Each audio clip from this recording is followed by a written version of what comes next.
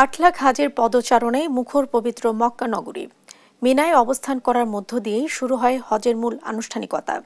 আল্লাহর সন্তুষ্টি লাভে প্রার্থনায় মশগুল হাজিরা।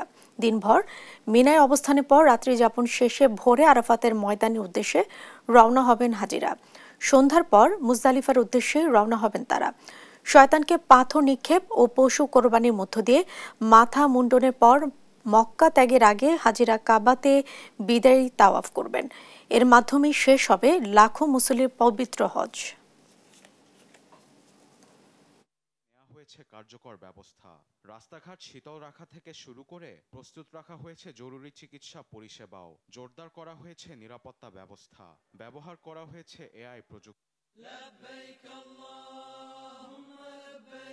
ধর্মপ্রাণ হাজিদের পদাচারণায় মুখরিত পবিত্রের কাছে এ যেন স্বপ্নের মতো।